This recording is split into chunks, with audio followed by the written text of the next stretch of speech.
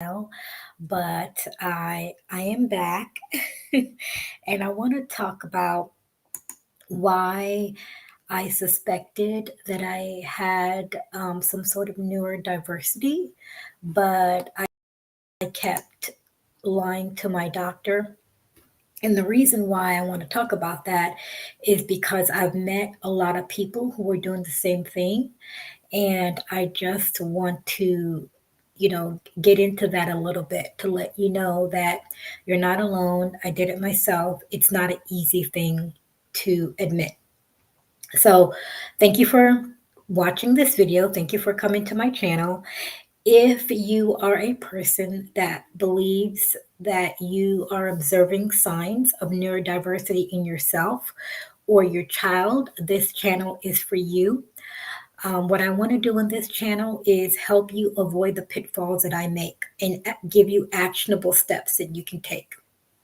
So, one of the things I realized when I was a kid, I would go through mania and I would just study like crazy. 11 o'clock at night, I'm up studying. I am not tired.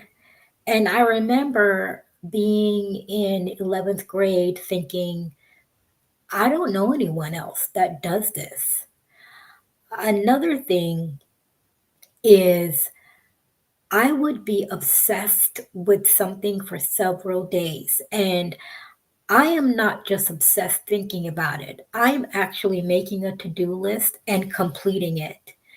And I would have insomnia and I wasn't even tired. Wasn't tired at all. I would go through I would like yell, and go through an anger phase. I felt like I was up and down, like my emotions were always up and down. One minute, I'm really happy for 2 weeks, and another minute, I wasn't depressed, but I was angry about things going on in my life, as any teenager would. Um, but like I said, I felt like something was different. And then when I got to college, it seemed like it was it was a little bit more leveled. I think I had more freedom in college to choose, just to be myself instead of being at home and being under your parents' roof and listening to their, you know, them tell you what to do, what not to do, what you should think, what you shouldn't think, what's right, what's wrong. So when I went to college, I was 4 to 5 hours away from home and I felt really good. So I think my college days, I kind of leveled out a bit. Now, when I started to realize when I was in college that maybe there was something different with me, when I would have conversation with my peers, I always sounded like I was an adult. I didn't sound like I fit into this 18, 19-year-old thing. And I always had several solutions going on in my brain at one time about something. And I I would speak and people just couldn't keep up. Or when there was a problem, I would think about the logical solution and then my peers would look at me as if I'm crazy. Like who thinks of that? Who does that? And to me it just made sense. I just thought of something that made sense, something that I connected dots to things. I uh, would, for instance, one day we were in the lounge, the college lounge where you get food and stuff. We were hanging out, and someone was they were talking about a fight or something. And then this gentleman was saying that he pulled his friend out of the fight. And I said, while you're pulling your friend out, the other person is hitting them. So you pulled your friend out of the fight so that the other person can gain access to them. I said, you're not a friend. You really don't like that person. because if you did, you would pull the enemy off of your friend. You would want to protect your friend from getting hurt, not hold her so the enemy can keep hitting her. And of course, everyone made excuses, including that guy. And those are the kinds of, conclusions I was coming up with in college and in similar situations. And it just, didn't make sense. So I just thought, well, maybe my brain just thinks differently. And then when I got older and I started to, when I graduated, I was working with someone and he was always on his skateboard, to work. When you're young, you graduate, you kind of tend to see your peers do things like that. They might ride their bike or their motorcycle. They're not ready to be an adult and, drive a car. They're young and free and they're going to live forever. So he would do backflips and do all these crazy things with a skateboard. And one day he was really, really quiet, just staring in space. And I said, "Hey, how are you?" He's like, "Yeah, I'm doing great." I said, "You're quiet today." He said, "Yeah, I took my medication. So I'm sort of quiet when I take my medication." And I didn't say anything. And I just said, "Okay." And then he told me he had ADHD and ADD. Um, and at that time, that's what it was called. Now it's not. Now it's called ADHD combined, inattentiveness and hyperactivity. And he was telling me that, if he doesn't take his medication, he's all over the place, he's jumping, he's really happy, but he really can't stop, and which explains a lot because there are times when he would have conversations with all of us in the group at the same time, and sometimes he would miss social cues. And it's bizarre because other times he would catch really quick onto social cues and he can size up someone else real, extremely fast and accurate. And there were other times when he would talk over someone and it just seems like he just couldn't help it but interrupt and didn't understand that that's probably not a polite thing to do in a social setting. So it was really bizarre to see him go from one extreme to the other. And as he was talking to me, I started reflecting on my own life and thinking, wow, those are the same things that I experienced that I've suspected, that's going on with me. And so I, of course, just ignored it, just went on with my life. And then fast forward to um, working on the job, I would get these compliments. I didn't think they were compliments. I thought I was a freak, of course. Um, People would say to me, "Well, where do you get all this energy? Why do you come to work so happy?" And for me, it was a no brainer. I just took jobs that I liked. I like coming to work because I picked this job because I liked it. And if I didn't like it, I would just quit. And people, of course, again, my coworkers looked at me like I was crazy. Like, what do you mean just quit? You're just going to quit? And in my mind, it's like, yeah, just quit.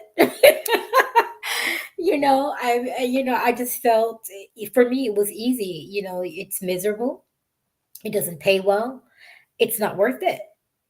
At the time, I wasn't thinking about being responsible and ruining my credit. I was just thinking about, going into the abyss of being somewhere where you just, dreaded going in the mornings or whatever shift you worked. And so when I had jobs, I did exceptionally well, and I got promoted. I made more money because I liked it, and I got along with my coworkers because it was easy for me. Uh, and then, of course, I would get crazy questions like, "How do you have energy all day from the moment you come into work, from to the moment you leave? You don't get tired?" The comments like that. And of course, I'm looking at them like they're crazy. What do you mean? You're aren't you? I'm not tired. Why are you not tired? And so, fast forward. So that was, when I left college and was working. Fast forward, I don't know, maybe about 5 years or so, I started working at other jobs.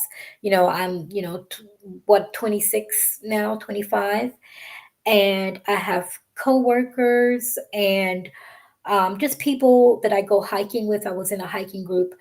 And then, of course, online, watching YouTube videos, people talk about their neurodiversity. And I would say, oh my gosh, I think I have that. It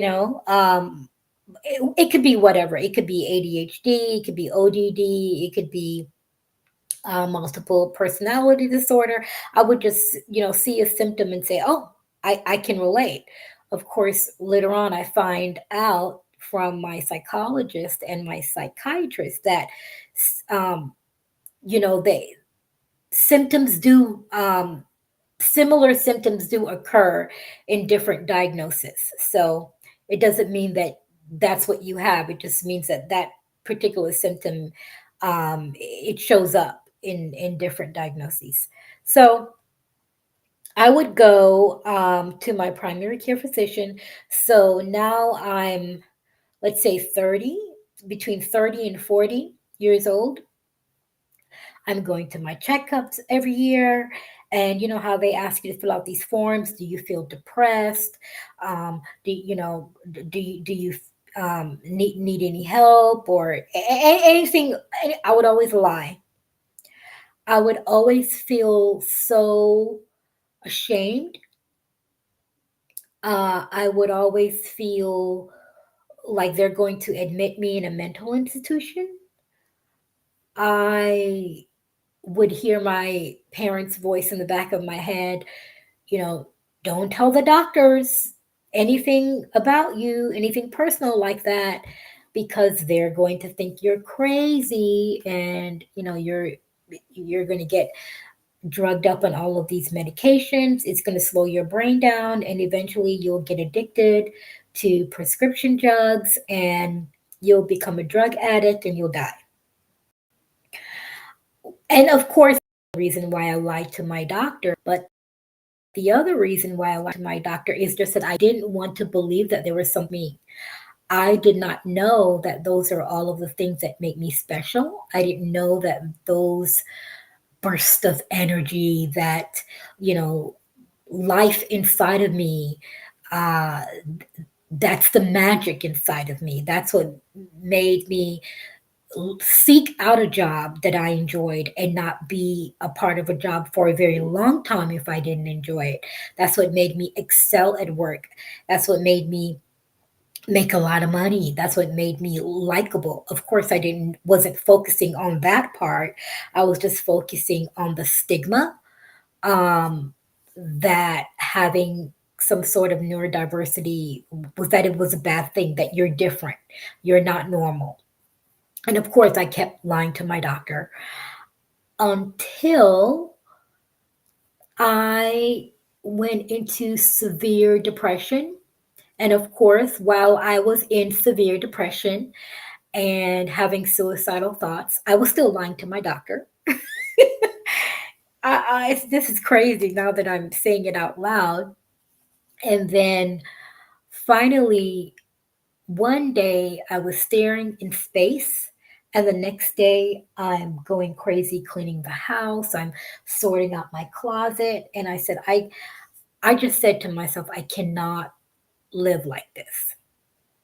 I cannot. And then I started spending more time on social media and looking at other people being honest about their neurodiversity, being honest about taking their medication and making sure they take their medication regularly, and seeing testimonials about how once they were on their medication and going to, in conjunction with therapy and cognitive behavioral therapy as well, and things started to work out better for them. They started to even out. They weren't up and down and up and down and up and down with their emotions, going through periods of happiness and depression. and they were able to complete things like actually complete their degree and start that business. Whereas I would start it and wouldn't finish because I was, wasn't I wasn't regulated. I wasn't, and so finally, one day I just said, you know what, I have to do something. I got to stop lying to my doctor. So this is part one of me, why I suspected the neurodiversity in me, the symptoms inside of me, and I just kept lying to my doctor. And I'll see you guys in part two. Thank you for watching.